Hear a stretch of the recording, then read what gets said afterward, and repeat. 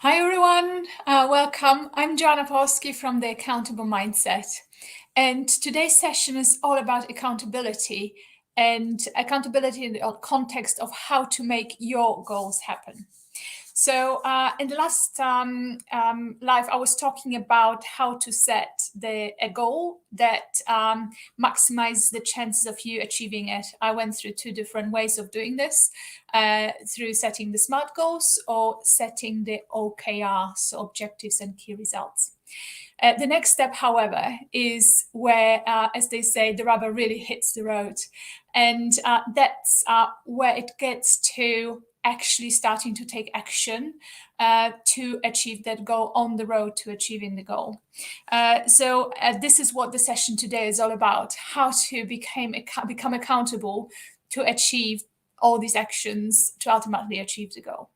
And when you think about what it is really about, is when it comes to achieving a goal, you have to start taking actions which either you have not taken before, or to start doing things differently from what you have been doing before. So either way, that means making extra effort, putting more time, more effort, more energy, maybe more money in to achieve achieve that goal ultimately. And what also is being added to this, that apart from all the additional effort, time, and possibly money, is when we make those changes to achieve a goal or start doing something new, regularly, we might not actually be enjoying them. And I'm going to mention this and come back to this a bit later as well, how the not enjoying certain changes does impact potentially the accountability that we feel towards the commitment towards achieving those goals and taking those actions. So one of the recurrent examples and recurrent studies that are being made related to how sustainable is change and what people do is related to New Year's resolutions. So when you look up the different studies, the different measurements, what has been measured before around that topic, you can really see that there is a consistent number that comes up in across all the studies, no matter how they've been carried out, where and with what number of participants. And that number is that 1 to 2 people out of 10 actually succeed in maintaining the changes they make as part of the New Year's resolutions. So when you think about this, this is 10 to 20%, 1 to 2 people in 10. And this means that, unfortunately, the vast majority of us does fail in introducing new things and changing what we do when we want to achieve a goal. So today is really about how to actually succeed and not fail in doing that. And looking at the people, the 1 to 2%, not 1 to 2%, but 10 to 20%, or 1 to 2 people in 10 who actually do succeed, what they seem to be doing is that makes them fall in the same category as successful business people, as successful sports people, and anyone who really achieves success in what they do, whether it's professional, business, or personal as well. And the way how they go about it is really to go above and beyond thinking how they feel about it. They really make sure they anchor it in the day, make it part of the routine, and create accountabilities. And one of the things that is also a recurrent theme is when we look at what keeps us taking actions that we might not enjoy, is first of all starting with understanding the motivation that we have. So there's fundamentally 2 types of motivation that we can have. One is a positive, so-called towards motivation, when we are aspiring to achieve something, achieve a goal that is aspirational. So very often, and again, going back to the New Year's resolutions, very often this relates to, for example, getting ready for the summer. So the famous summer bikini body is something that a lot of people really take as their reference point and inspiration, motivation to change their lifestyle, to change their health objectives. And this is something aspirational positive. In the professional world, that could be a promotion. So when you think, for example, you really want to achieve the promotion, this is something that's ambition, something that you work towards, and it's a very positive motivation moving and helps to move forward. The second type of motivation is actually the negative motivation, the getting away from something motivation. And that can be recurrently even stronger than the positive motivation. And the reason for that is that very often it is about avoiding something that's a real pain, a real risk, a real threat, a real fear. So very often people who have been ill, are not feeling well, and whose really health, potentially life is at risk, use this as a motivation to avoid doing certain things. So get away from an unhealthy lifestyle, for example, get away from doing something that's not good for them, not healthy for them, and puts their life and health at risk. So this is a typical example of a negative away from motivation that people have. And really establishing what your motivation is to start with is really, really important. You know, are you aspiring to achieve something positive, or are you avoid something that potentially is going to have a very negative consequence? And once that motivation is clear, the next step is really being clear that whatever you do, whatever change you introduce, whatever new action you start taking to achieve that goal, there's going to be a lot inside you thinking about it, that you might not enjoy it. And this is something that's quite important, because this can be recurrently a stumbling block, and where people fall over in terms of taking actions and continuing with new actions and with changes is actually that feeling that they don't enjoy doing something. And there is, of course, two schools of thought. One is saying, well, it doesn't really matter, I just persist and I continue. However, the question is, is there actually a way of potentially making a change and taking those actions? Is there something positive that can be connected to taking those actions as well? So yes, of course, you can power through for a period of time. However, we're talking about accountability and how to maximize the chances of achieving a goal. And when you connect an action, something new, something potentially challenging you do, where you have to really make an effort to do it, having a positive reward at the end of it, something that creates a positive connection, is really important. And the way how this works is that when we have a positive experience, our brain releases dopamine.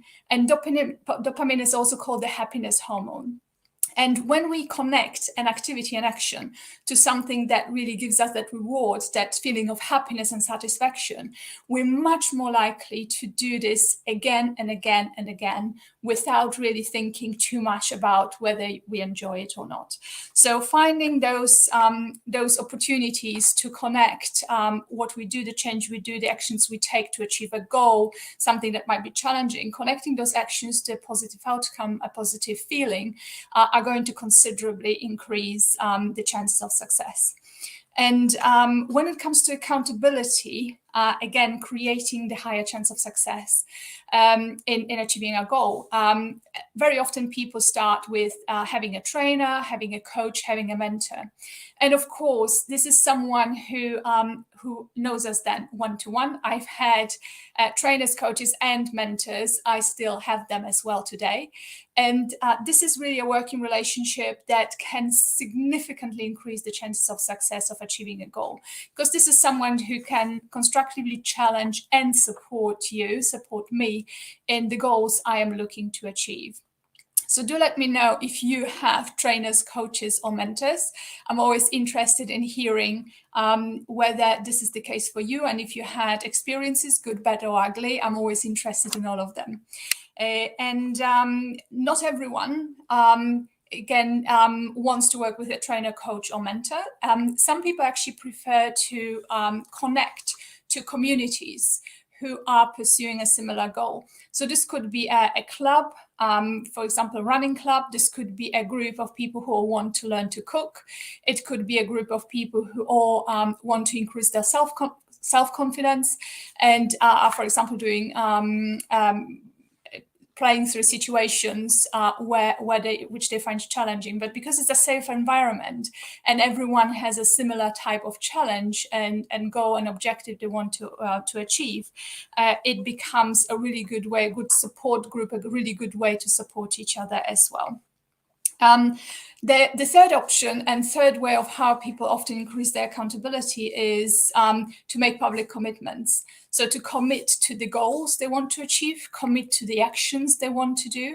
And very often you can see this on Instagram, on social media in general, where people are sharing the business goals, the business ambitions, what they want to achieve, or also goals and ambitions around the health. So, which when it comes to very specific health goals, such as increasing muscle mass or decreasing weight or healthy nutrition, there is, excuse me, sorry about that.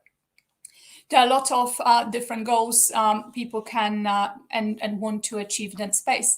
And recurrently, they are publicly committing to them, but also documenting their journey, which in turn means that people who are on a similar journey can support them, can comment, and also find positive feedback for themselves and positive motivation for themselves. So it can be really, really positive energy that stems from those public commitments.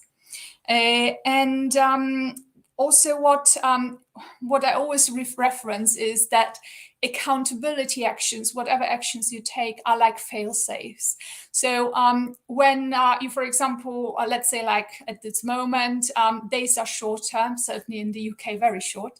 And when you come out of work, out of your office, a business meeting, and you plan to go something and do something healthy for yourself, maybe go for a run, go to the gym, and you think, oh, it's really dark, it's cold, it's rainy, I don't feel like it.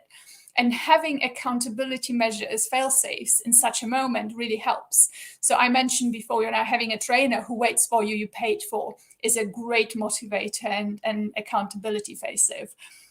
Having maybe a group of people who wait for you because you're committed to doing a session together, going for a run together. Things like this can really make a difference, where you feel someone is waiting for you, someone has an expectation, and you don't want to let them down.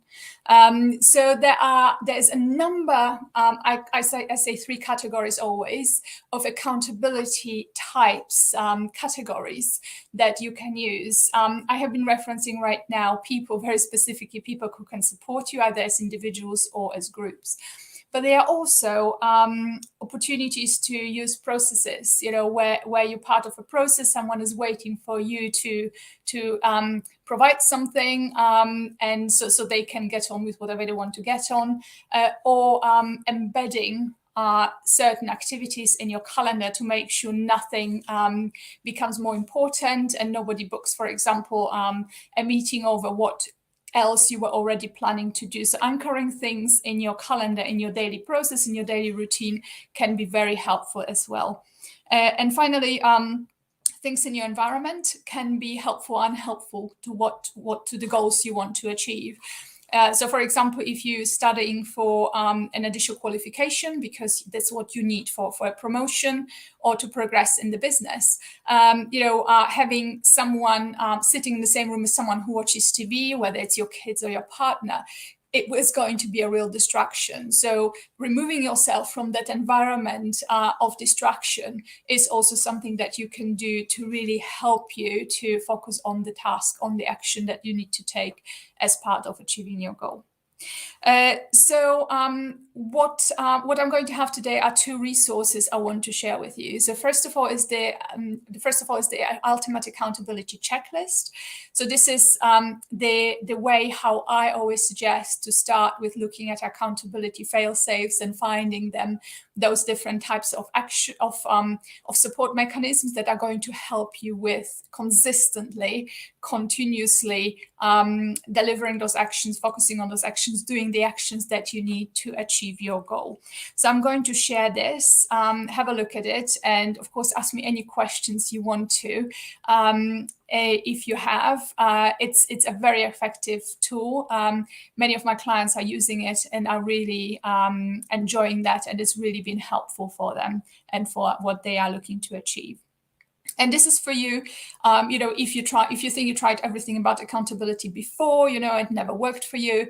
If you don't believe in accountability, when you think, if you just want it enough, that's enough. Have a look at it. Use it for a couple of weeks and see if this is actually going to help you to go even better, go even faster, and be more consistent in taking the actions you want and need to towards achieving your goal. That's something I'm going to pop into the post above the video later. And what I wanted to share with you as well as a second resource, and this is for those of you who just really feel that starting the journey towards achieving a goal. So the first step is the hardest. And I always compare it to, when a car gets stuck in the track. So this can be in winter and snow, it can be in mud, and the harder you push, sometimes it feels that the more the tires dig in.